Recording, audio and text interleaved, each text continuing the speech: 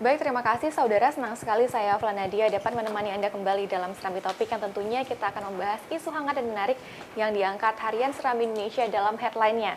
Dan hari ini Serambi Indonesia dalam headline-nya mengangkat mengenai masih running news dari berita yang kemarin, yaitu proyek Videotron berpotensi korupsi. Lantas apa sebenarnya alasan dari redaksi mengangkat ini menjadi headline? Di sini sudah hadir bersama saya Bung Yarmen Dinamika, redaktur pelaksana harian Serambi Indonesia. Kita sapa terlebih dahulu. Selamat sore Bung Yarmen. Selamat sore Nanda. Bagaimana kabarnya hari ini? Alhamdulillah sehat. Baik Bung Yarmen, langsung saja, apa sebenarnya alasan dari redaksi mengambil ini menjadi headline, Bu? Ya, ada dua alasan penting. Kemarin di DPR Aceh berlangsung rapat antara Komisi A, Komisi 5 antara lain membawakan bidang pendidikan, kebudayaan dan pariwisata. Mereka rupanya puasa yang lalu sudah mengundang Kepala Dinas Pendidikan Aceh dan jajarannya untuk datang, tapi karena undangannya menjelang Lebaran akhirnya itu tidak terpenuhi. Akhirnya kemarinlah kemudian mereka itu bisa bertemu.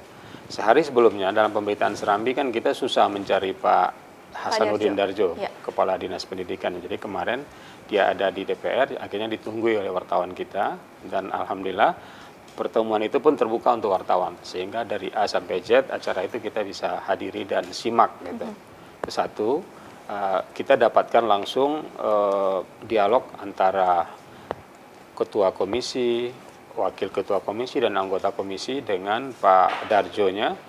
Di samping juga kemudian setelah itu wartawan mencegat Pak Darjo untuk kemudian ditanyain. Jadi dari segi itu kita anggap beritanya jauh lebih lengkap begitu dan berimbang. Satu.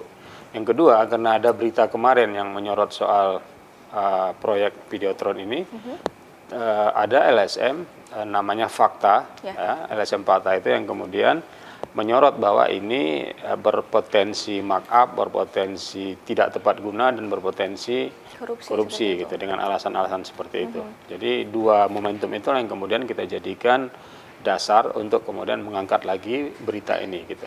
Dan ini jauh lebih tajam, jauh lebih kritis sisi pandangnya dibanding pemberitaan semula gitu. Setelah kemarin juga disebutkan bahwa ini juga dinilai agak aneh seperti itu dengan biaya yang cukup besar, yaitu 8,5 miliar rupiah yang kemudian dibagi untuk 5 tempat menjadi 1,7 miliar untuk masing-masing tempat tersebut. Ini bagaimana tanggapan dari Bapak Darjo sendiri, Pak? Ya, Pak Darjo, seperti kita tulis di Serambi hari ini, Videotron ini katanya merupakan sarana atau fasilitas untuk informasi pendidikan. Nah, kemarin ditanya juga apa yang mau diinformasikan di dalam Videotron yang orang pasti melihatnya sekilas saja kami lewat.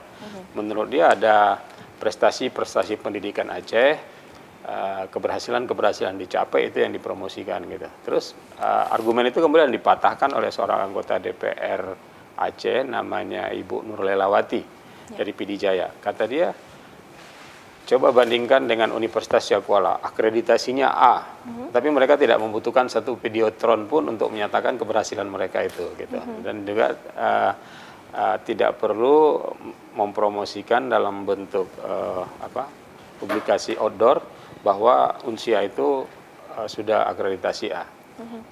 Jadi apa hebatnya kemudian, apa logikanya yang paling kuat, kenapa kemudian Dinas Pendidikan mengambil langkah yang seperti itu, padahal Unsia saja tidak melakukannya. Itu perbandingan yang dilakukan oleh Ibu Nurlelawati. Apalagi Ibu Nurlelawati punya data yang cukup kuat.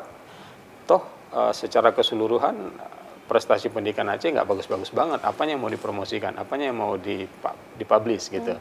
Itu satu. Nah, kemudian juga mulai ada sorotan bahwa Pak Darjo ini kan sebelumnya dia adalah Kepala Badan Ketahanan Pangan dan Penyuluhan Pertanian gitu kan. Selama ini memang ketika dia menjabat, dia juga melakukan pengadaan Videotron gitu. Misalnya yang di samping kantor gubernur di Taman Ratu Septiatudin, di Lambaro sini perbatasan Banda Aceh Besar, terus kemudian di Stui. Itu masih relevan karena yang dipromosikan itu adalah produk-produk unggulan Aceh di bidang pertanian. Misalnya ada palanya, atau ada kemudian padi yang varietas unggul, terus kemudian ada kakao, macam-macam. Terus kemudian Videotron yang di pasar, informasinya itu adalah informasi tentang harga pasar, harga bahan kebutuhan bahan pokok. Itu kan jelas bermanfaat gitu. Tapi ini untuk pendidikan korelasinya tidak cukup kuat. Oleh karena itu mereka sanggah gitu. Satu. Alasan kedua kemudian kenapa hanya 5? Bukankah kabupaten di Aceh itu jumlahnya 23? Ya kan? Kalau ternyata ini dianggap terlalu banyak dana, diambil 5 dulu mungkin juga, tapi pemilihannya juga acak gitu. Kenapa misalnya yang dipilih itu adalah Aceh Besar, Pidi, Tamiang, Aceh Barat dan perbatasan Subu Salam gitu kan. Kalau dilihat jumlah penduduk yang terbanyak itu harusnya itu ada di Kota Lok Sumawe atau di Lok Sukon Aceh Utara atau di Birun atau di Banda Aceh. Tapi 4 kota yang penduduknya banyak ini malah tidak ada sama sekali gitu. Jadi itu juga mengherankan. Alasan pemilihan tempat, kemudian urgensinya buat dunia pendidikan juga nggak jelas, sehingga bagi mereka lebih bagus seperti dinyatakan oleh Ketua Komisi, kita minta Disdik mengevaluasi proyek pengadaan Videotron ini gitu, karena sulit mengukur manfaatnya bagi pendidikan Aceh. Dalam bahasa lain, ada Badan Saidi, anggota DPR Aceh dari PKS menyatakan pemerintah Aceh akan sulit sekali menjelaskan apa manfaat langsung Videotron ini bagi peningkatan pendidikan di Aceh. Berarti banyak sekali kontra terhadap keputusan dari Disdik sendiri mengeluarkan untuk dana 8,5 miliar untuk Videotron sendiri. Bagaimana tanggapan dari Bapak Darjo terkait dengan kontra-kontra yang hadir beberapa waktu ini?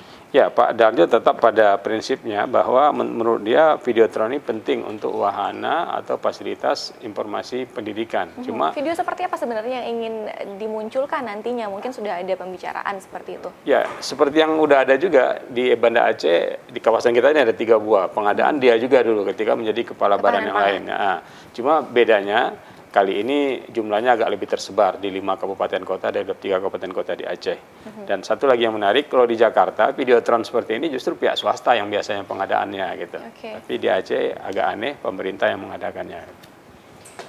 Baik, Bung Yarmen, apa sebenarnya pesan apa sebenarnya yang ingin kita sampaikan melalui informasi ini yang sudah kita terangkan? Ya, kita ingin gini, apapun yang dilakukan untuk masyarakat, untuk rakyat Aceh itu seharusnya sesuatu yang betul-betul bermanfaat, yang langsung berkontribusi bagi masyarakat.